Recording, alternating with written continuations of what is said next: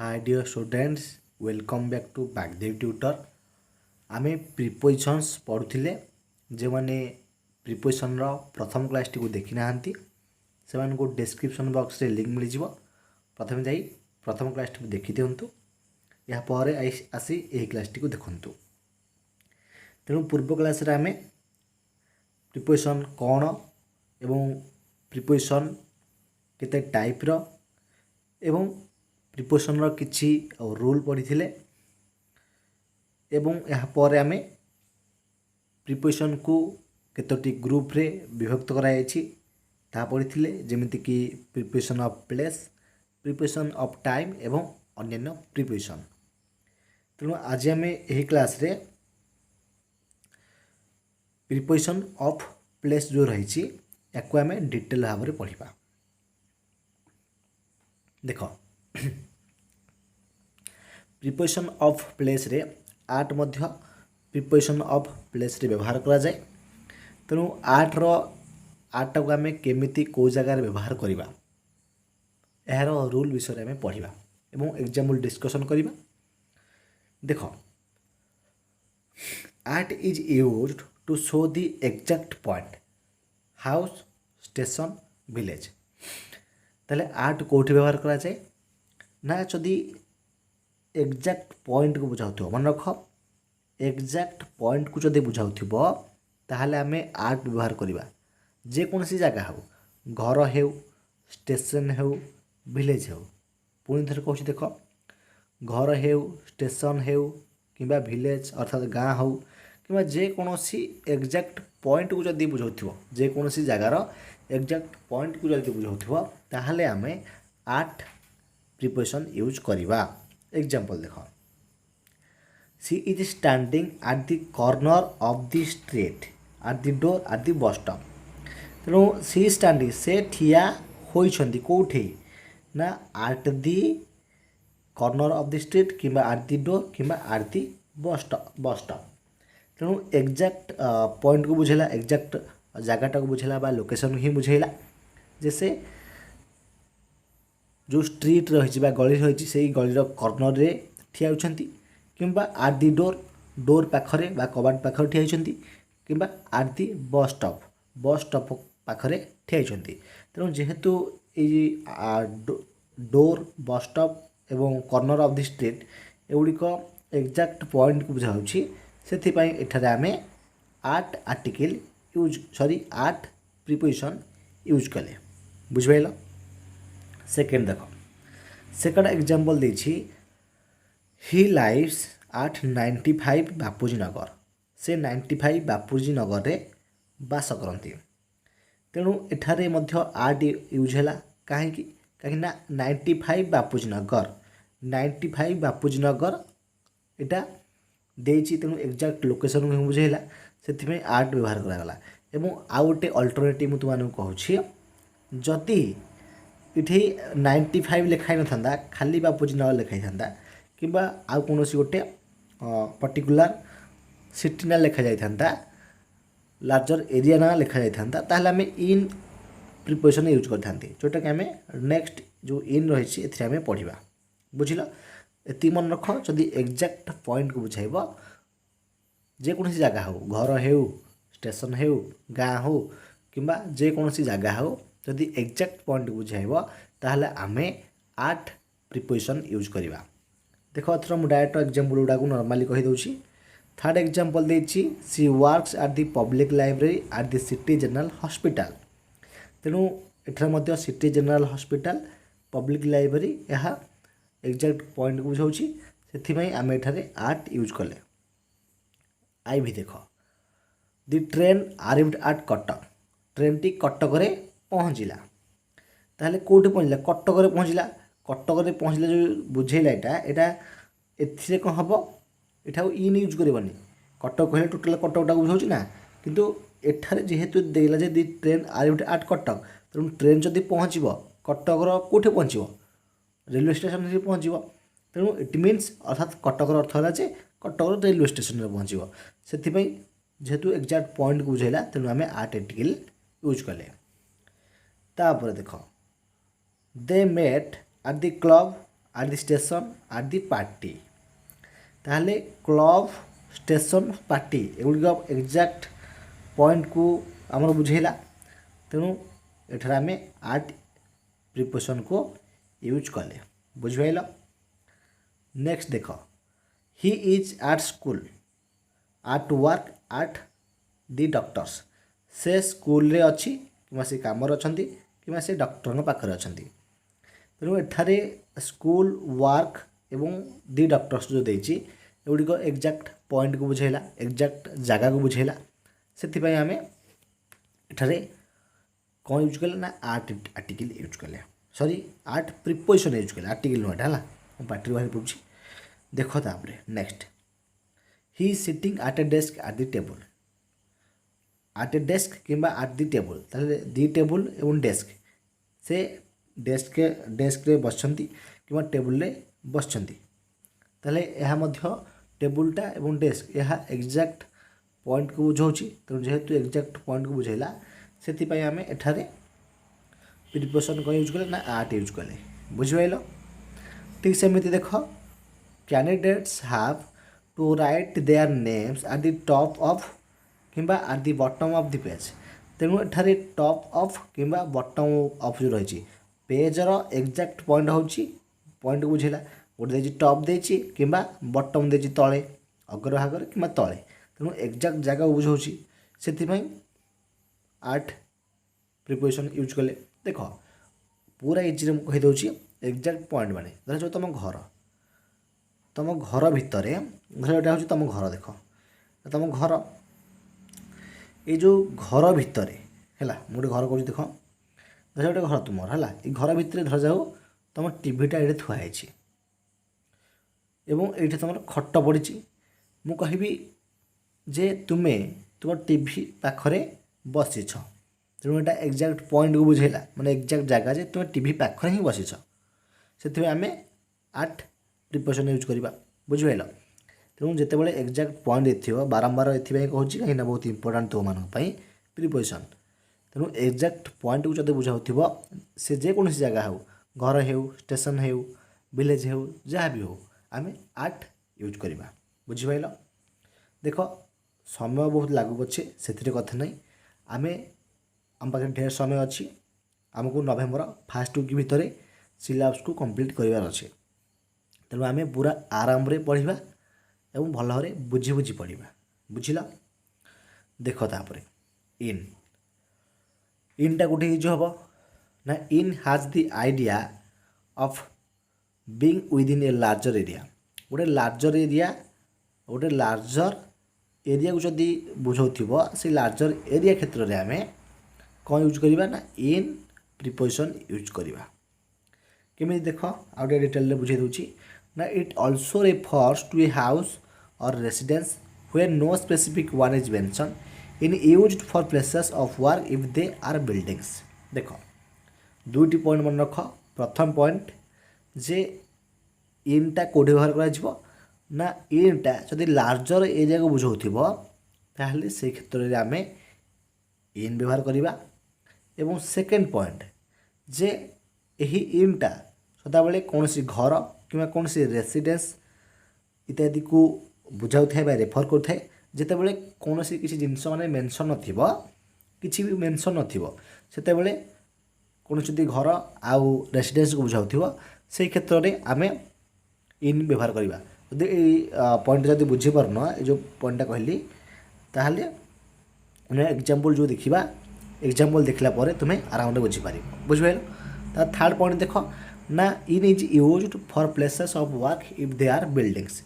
ତେଣୁ ଯେଉଁ ଜାଗାରେ କାମ କରାଯାଉଥିବ, ମନେ ରଖ ବହୁତ ଇମ୍ପୋର୍ଟାଣ୍ଟ ପଏଣ୍ଟ, ଯେଉଁ ଜାଗାରେ କାମ କରାଯାଉଥିବ ସେଇ ଜାଗାଟା ଯଦି ଗୋଟେ ବିଲ୍ଡିଙ୍ଗସ୍ ହୋଇଥିବ ତାହେଲେ ସେଇ କ୍ଷେତ୍ରରେ ଆମେ ଇନ୍ ଆର୍ଟିକିଲ୍ ୟୁଜ୍ କରିବା। ବୁଝିପାରିଲ। ଆଉ ଥରେ କହୁଛି, ଯଦି କାମ କରାଯାଉଥିବା ଜାଗାଟି ବିଲ୍ଡିଙ୍ଗସ୍ ହୋଇଥାଏ ତାହେଲେ ଆମେ ସେଇ କ୍ଷେତ୍ରରେ ଇନ୍ ପ୍ରିପୋଜିସନ୍ ୟୁଜ୍ କରିବା। ବାରମ୍ବାର ଆର୍ଟିକିଲ୍ ବାହାର କରୁଛି ବାଟରୁ। ଦେଖ କ'ଣ ୟୁଜ୍ କରିବା ନା, ଇନ୍ ପ୍ରିପୋଜିସନ୍ ୟୁଜ୍ କରିବା। ଏକ୍ଜାମ୍ପଲ୍ ଦେଖ, he likes to spend the holiday in the country in a village तेणु गोटे लार्जर एरिया को बुझेगा इन दी कंट्री देख डिफरेन्स मुझे ऊपर आम इनका आर्ट पढ़ला ना एवं इन पढ़ुचे इन आर्ट भितर तुमको डिफरेन्स बताऊे देख देला जे he likes to spend the holiday in the country in a village एना कहली जे जदि लार्जर एरिया अर्थात बड़ जगह को बुझाऊ ताहले से क्षेत्र में आम इन यूज करवा तेणु कंट्री देश कहले माने धर आम इंडिया कथा कहवा आम इंडिया माने आम भारत गोटे बड़ देश भारत कहला मात्रे आम ये इन यूज करवा कहीं भारत गोटे बड़ देश ना गोटे लार्जर एरिया से आम इन यूज करवा तेणु कंट्री एठारे इन यूज है इन प्रिपोजिशन तापर विलेज देख विलेज जदि आम कहवा विलेज माने कौन गाँ ताहले गाँटा क्षेत्र में आम एठारे गाँटा गोटे लार्जर एरिया को बुझाऊँ तेणु आम इन यूज कले किंतु तुम कह सार आपड़ कहले जे एनुका जदि गाँ इत्यादि बुझाऊ ताहले से क्षेत्र में आम आर्ट यूज करवा किंतु मु भी एठारे कही जे पिला माने जदि से एक्जाक्ट पॉइंट को बुझाऊ से गाँ हो घर हो स्टेशन हो कि जेकोसी जगह हो जदि एक्जाक्ट पॉइंट को बुझाऊ ताहले जाकि आम आर्ट यूज करवा बुझिल किंतु लार्जर एरिया को जदि बुझेब ताहले आम इन यूज करवा से एठारे आमे कौन कले जेहेतु विलेजटा लार्जर एरिया से माने गोटे बड़ लंबा जगह तेणु से आम इन यूज कले जदि ये विलेज पाखरे विलेज पूर्व जदि था धर जाऊ गोटे साही धर जाऊ ऊपर साही माने से विलेज ना दे था कि जहाँ भी माने विलेज रो एंड रे बुझल in end of the village कि धर मुझे कहूँ देख घर आरंभ माने गाँ आरंभ कि गाँ शेष गाँ मझीरे जदि एमती किसी था ताले आम से क्षेत्र में डेफिनेटली आर्ट यूज करते कहीं एक्जाक्ट पॉइंट को बुझेला बुझल कहीं था नियर विलेज माने जो गाँव पोखरी पाखरे कि गाँव पोखरी निकटरे कि गाँव शिव मंदिर पाखरे जदि एमती किसी था एक्जाक्ट जगह बुझाऊँ से आम आर्ट यूज करते कौन यूज करते आर्ट यूज करते किंतु जेहेतु विलेज टा लार्जर एरिया को बुझेला से आम इन यूज कले बुझल ये दुईटा जिनस कन्फ्यूज जमार हेनी तापर देख second example he lives in London in Chennai London गोटे देश चेन्नई गोटे देश ये दुईटा बड़ बड़ एरिया तेणु ये क्षेत्र में आम इन यूज कले बुझल my brother works in A bank मो भाई गोटे बैंक रे काम करती ताहले बैंकटा देख एठारे आमर आसरी थर्ड पॉइंटा जो कही काम करा जगाटा जदि बिल्डिंग्स होता है से क्षेत्र में आम कौन करवा यूज ना इन प्रिपोजिशन यूज करवा आउठी भूल रे भी आर्ट यूज करदेवन है भूल हो my brother works in A bank ताले बैंकटा गोटे बिल्डिंग को बुझाऊँ या नहीं तु कह हाँ सर बैंकटा गोटे बिल्डिंग बुझाऊँ तेणु एठारे आम यूज करवा इन प्रिपोजिशन ठीक सेमती धर जो कही my brother works in an office ताले ऑफिसटा मध्य गोटे बिल्डिंग बुझाऊँ इन ए फैक्ट्री कि in a shop my brother works in a factory कि my brother works in a shop ताले जो शॉप दुकान फैक्ट्री एगुड़िक एवं ऑफिस एवं बैंक एगुड़िक गोटे गोटे बिल्डिंग बुझाऊँ एवं एठार मध्य मु कही जे काम करा जाउथिबा जगाटा जदि बिल्डिंग्स होता है ताहले आमे जाइकी इन प्रिपोजिशन यूज करवा से रूल जो आम एठारे इन प्रिपोजिशन यूज कले बुझला देख नेक्स्ट एग्जांपल देख he is sitting in the corner of the room से घर जो घर अच्छी he is sitting in the corner of the room घर मन रख रूम जो घर रही से घर कॉर्नर रे से ठिया होती एठारे इन आम यूज कले बुझीपारा ना किसी डाउट रही देख जो पॉइंटा गोटे कही जो सेकेंड पॉइंटा it also refers to a house or residence when no specific one is mention यह घर कि रेसिडेंस को रेफर करे जिते बड़े भी किसी माने स्पेसिफिक वन को क्या भी माने मेंशन करा जाए से क्षेत्र में आम यूज करवा तेणु से देख रूमटा तेणु ये जो रूमटा यहाँ कहार रूम बोली आमको मेंशन करा जाए ना रामर रूम कि हरिर रूम कि मधुर रूम कार रूम यहाँ आमको मेंशन करा जाए ना देख मुझे तुमको कही जे जो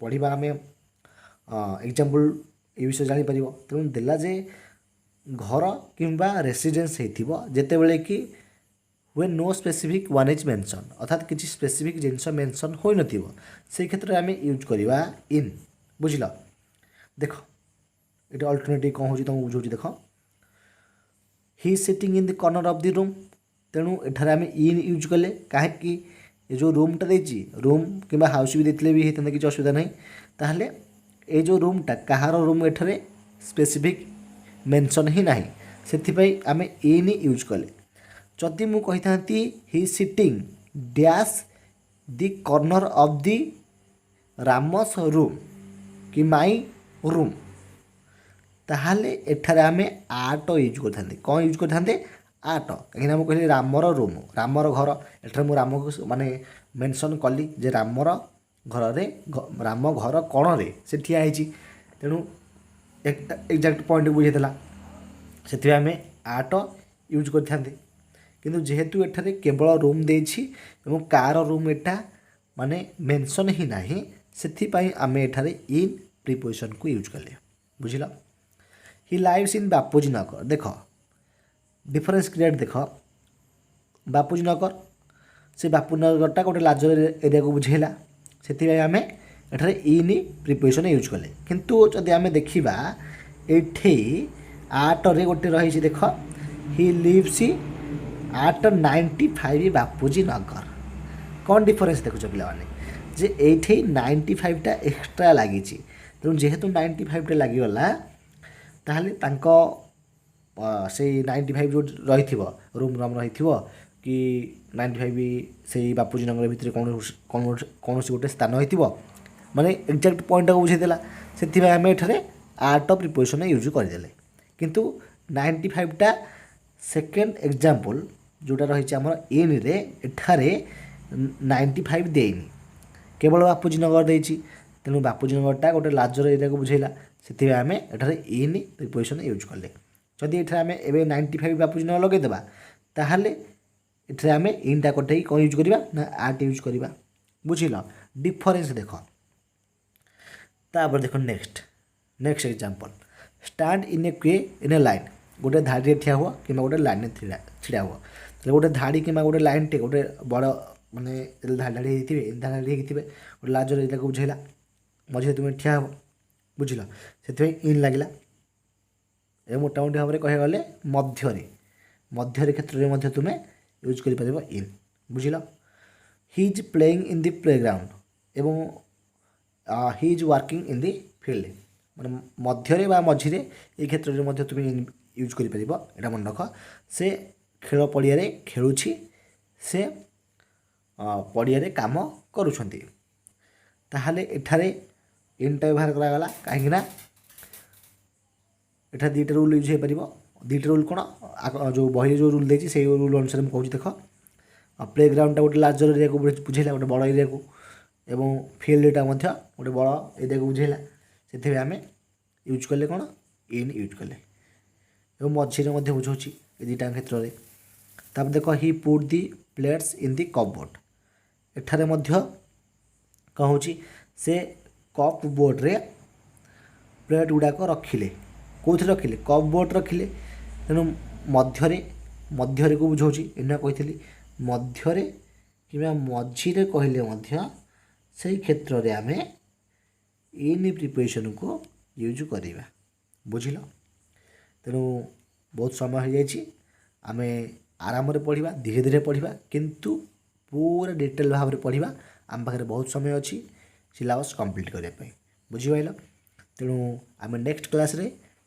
preposition of place on use ठारू पढ़ा एवं आज क्लास टी केमी लगे मत निहाती भाव में कमेंट बॉक्स रे कमेंट कर जन जदि भी कौन प्रकार डाउट रही मत कमेंट बॉक्स रे कमेंट कर जन एसहित ये क्लास टी गोटे मुझे एंड करुँची पुणी देखा नेक्स्ट क्लास रे ଧନ୍ୟବାଦ।